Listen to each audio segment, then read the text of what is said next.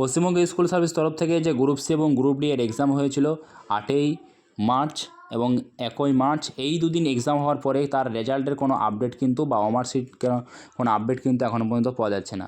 যদিও অ্যান্সার কি দিয়েছে অফিসিয়ালিভাবে, সেইভাবে কিন্তু অফিসিয়ালি অ্যান্সার কি দেওয়ার পরেও কিন্তু বর্তমান সময়ে রেজাল্টের সেইভাবে বা স্কোর কার্ডের সেইভাবে আপডেট পাওয়া যাচ্ছে না, যেভাবে ভোটের আগ মুহূর্তে যেভাবে আমাদের প্রসেসটাকে আনগোয়িং চলছিল সেইভাবে। তার এর কারণ হিসাবে বা রেজাল্ট কবে নাগাদ আসতে পারে সেই নিয়ে আজকের আলোচনা রয়েছে, তাই ভিডিওটা প্রথম থেকে শেষ পর্যন্ত দেখবেন এবং ভিডিওতে নতুন হয়ে থাকলে অবশ্যই ভিডিওর নিচে লাইক করে চ্যানেলটিকে সাবস্ক্রাইব করে দেবেন, বন্ধুদের সাথে শেয়ার করবেন এই তথ্যটা শেয়ার করার জন্য। এখন আসি পশ্চিমবঙ্গ স্কুল সার্ভিসে গ্রুপ সি এবং গ্রুপ ডি এর রেজাল্ট কবে নাগাদ আসতে পারে। রেজাল্ট জানার আগে আমাদের প্রথম যে একটা বিষয় জানতে হবে সেটা হচ্ছে SLST 2। এই SLST 2 এর ওপর নির্ভর করছে গ্রুপ সি এবং গ্রুপ ডি এর রেজাল্ট।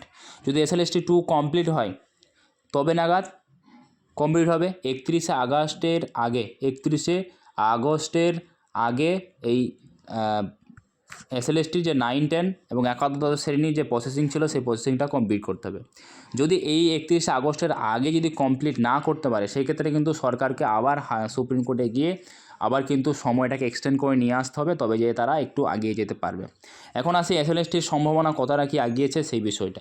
এখন SLST যেটা রয়েছে, SLST বর্তমানে যে জায়গায় রয়েছে সেটা হচ্ছে ক্লাস 11 থেকে 12-এর এর কাজ অনেকাংশেই কমপ্লিট হয়ে গেছে, কিন্তু নবম দশম শ্রেণীর কাজ প্রায় হয়নি বললেই চলে। ঠিক আছে, প্রায় হয়নি বললেই চলে। সমস্ত কাজ কিন্তু প্রায় নবম দশম শ্রেণীর আটকিয়ে রয়েছে। রেজাল্টটা পাবলিশ হয়েছে এবং কিছু কিছু ক্ষেত্রে ডকুমেন্টস ভেরিফিকেশন হয়েছে, এর কিন্তু সম্পূর্ণ ইন্টারভিউটা বাকি রয়েছে। সুতরাং এর ইন্টারভিউ প্রসেস কমপ্লিট করা, তারপর ডকুমেন্টস ভেরিফিকেশন করা, এই সমস্ত কাজগুলো কমপ্লিট হতে হতে সময় লাগবে মোটামুটি জুলাই আগস্ট মাস পর্যন্ত। অর্থাৎ আগস্টের 31 তারিখের আগে যদি সরকার চায় চেষ্টা করতে, তাহলে অবশ্যই তারা কারণ সরকারের সমস্ত ডিপার্টমেন্ট কাজ করতে কিন্তু পারে। আমি রিসেন্ট একটা জিনিস দেখলাম, সেটা হচ্ছে অন্নপূর্ণা ভাণ্ডার প্রকল্প সমাধান করা কাজকর্মটা কমপ্লিট করার জন্য যেমন বেশ কয়েকজন আইএএসকে কিন্তু সেখানে যুক্ত করা, আইএস অফিসারকে কিন্তু যুক্ত করা হয়েছে। সুতরাং সরকার চাইলে পারে না এরকম কোনো জিনিস নেই, তারা কিন্তু চাইলে অনেকটা কিছুই কমপ্লিট করতে পারে। অনেকজনই চাইছে, অনেকজন অন্যরকমভাবে মতামত করছে যে এই SLST বা গ্রুপ সি এবং গ্রুপ ডি এর রিক্রুটমেন্টটা ক্যান্সেল হবে। এর পেছনে আমি কয়েকটা যুক্তি বা বিতর্কিত মন্তব্য হতে পারে আপনাদের বিপক্ষে, যে কারণে আপনাদের হয়তো মনের মধ্যে আঘাত লাগতে পারে, বা যে কারণে আমি সেইভাবে কোনো কথা বলছি না। কিন্তু একটা বিষয় মনে রাখুন যে যাদের পরীক্ষা খারাপ হয়েছে, ঠিক আছে, যাদের পরীক্ষা খারাপ হয়েছে তারা কিন্তু চাইছে যে প্যানেলটাকে ক্যান্সেল করুক। অর্থাৎ 11, 12 বলুন বা একাদশ দ্বাদশ বলুন, যাদের পরীক্ষা খারাপ হয়েছে শুধুমাত্র তারাই বলছে যে রিক্রুটমেন্টটা ক্যান্সেল হোক। আর যাদের পরীক্ষা ভালো হয়েছে, যারা পরীক্ষা ভালোভাবে দিয়েছে, তারা কিন্তু চাইছে না যে পরীক্ষার রিক্রুটমেন্টটা ক্যান্সেল হোক। ঠিক আছে, আবার কিছু লোক বলছে 2016 সালটা ঘুরে আসুক, কারণ 16 সালের টিচাররা কিন্তু পরীক্ষা দিয়েছে। যে সেই সমস্ত টিচারই বলছে যারা বলছে যে 2016 সালে যারা পরীক্ষা আবার নতুন করে বসেছে কিন্তু পরীক্ষায় সেইভাবে আশানুরূপ ফল করতে পারেনি, যে কারণে তারা আবার বলছে কি না যে 2016 সালটা ফিরে আসুক। তাহলে চাইলে তারা 2016 সালটাকে ফিরিয়ে আনতে পারবে, এটা কিন্তু সরকারের বিচারাধীন রয়েছে। সুতরাং সরকার চাইলে ফিরে আসতে পারে কি না আসতে পারে, সেটা আইনি জটিলতা অনেকটাই রয়েছে, সেই বিষয়ে আমি কোনো মন্তব্য করছি না। কিন্তু তারাই শুধুমাত্র ক্যান্সেল করতে পারে। শুধু এটা নয়, যে কোনো চাকরির ক্ষেত্রে ক্যান্সেল তারাই করতে বলবে যারা পরীক্ষায় সেই মতো নম্বর পায়নি। অর্থাৎ যারা দেখছে যে আমাদের নম্বর ঠিক মতো ওঠেনি, সুতরাং ক্যান্সেল হলে আমরা আবার পরীক্ষা দিতে পাবো, শুধুমাত্র সেই সমস্ত ক্যান্ডিডেটগুলাই বলছে যে এই রিক্রুটমেন্টটা ক্যান্সেল হোক। এখন গ্রুপ সি এবং গ্রুপ ডি এর রেজাল্ট কবে নাগাদ আসতে পারে। রেজাল্ট আবার আগে গিয়ে স্কোর কার্ড দিবে মাস্ট দিতেই কি হবে না, এই বিষয়ে কোনো বাধ্যবাধকতা নেই। কারণ আমরা একাদশ দ্বাদশ শ্রেণীর ক্ষেত্রে যদি দেখি, সেই ক্ষেত্রে কিন্তু তারা কোনো রকমের স্কোর কার্ড ছাড়াই রেজাল্ট পাবলিশ করেছিল।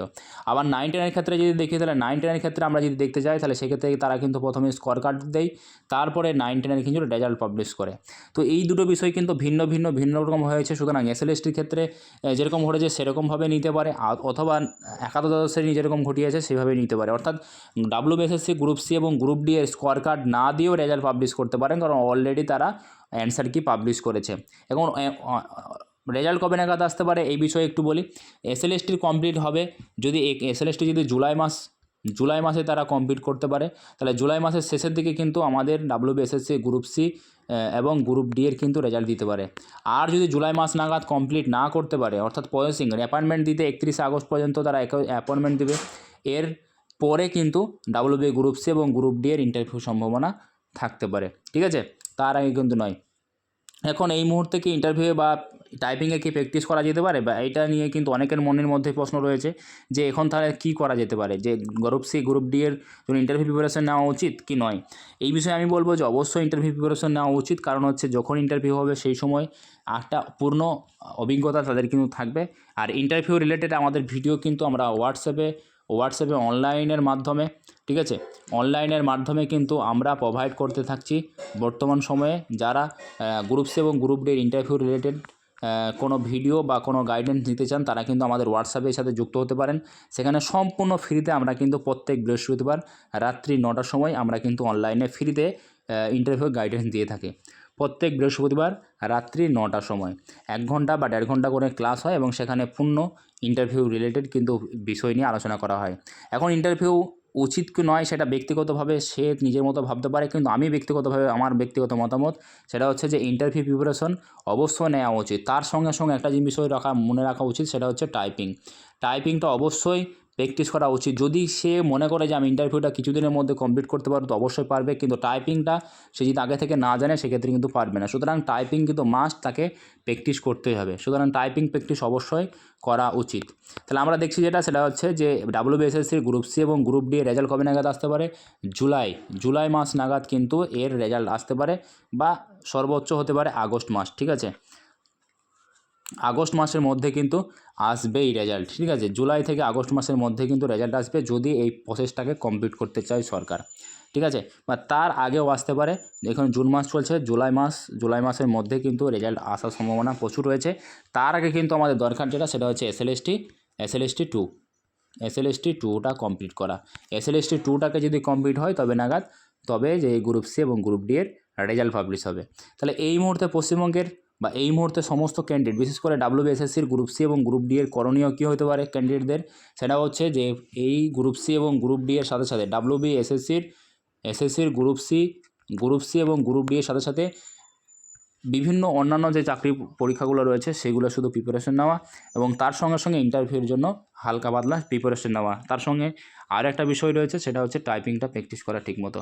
এখন টাইপিংয়ের স্কোর কার্ড কত কী আসছে বা কত কী নম্বর আসে সেটা কমেন্ট বক্সের মধ্যে জানাতে পারেন, এবং সেই বিষয়টা নিয়ে স্পষ্ট ধারণা কিন্তু আরও হয়ে যাবে। এবং আমার পক্ষের বা বিপক্ষে যুক্তি আপনাদের থাকতে পারে সেটা কিন্তু কমেন্ট বক্সে আপনারা জানাতে পারেন।